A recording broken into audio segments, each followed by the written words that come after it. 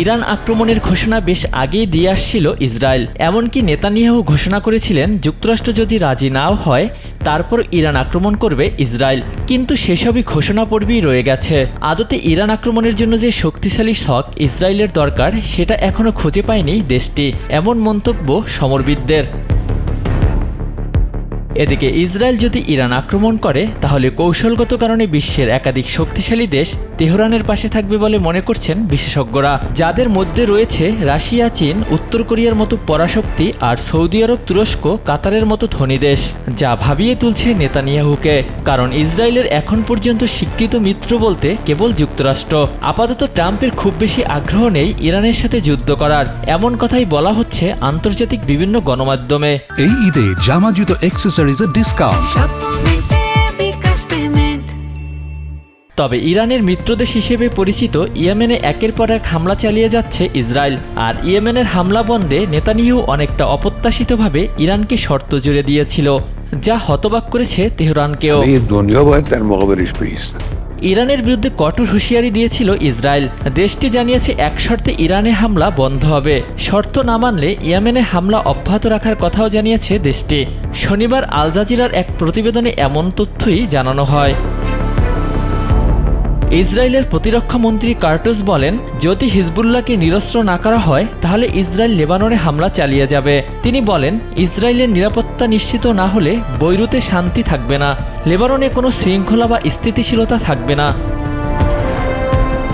শুক্রবার এক বিবৃতিতে কার্টোস বলেন, চুক্তি মেনে চলতে হবে, প্রয়োজনীয় পদক্ষেপ না নিলে আমরা আরও শক্তি নিয়ে অভিযান চালিয়ে যাব।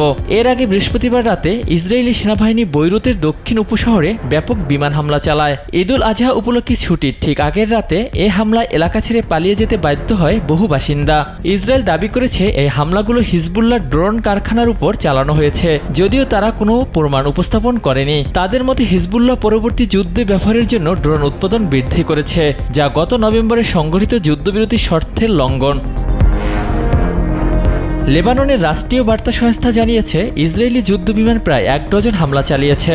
হিজবুল্লাহ এক বিবৃতিতে জানায়, প্রাথমিকভাবে 9টি ভবন সম্পূর্ণরূপে ধ্বংস হয়েছে এবং আরও বহু ভবন ক্ষতিগ্রস্ত হয়েছে। তবে হিজবুল্লাহ এই অভিযোগ অস্বীকার করে বলছে সেখানে কোনো ড্রোন উৎপাদন কেন্দ্র ছিল না।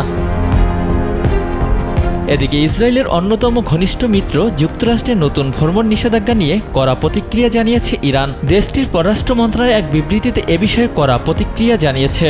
শনিবার বার্তা সংস্থা রয়টার্সের বরাতে ইয়াহু নিউজের এক প্রতিবেদনে এ তথ্য জানানো হয়েছে।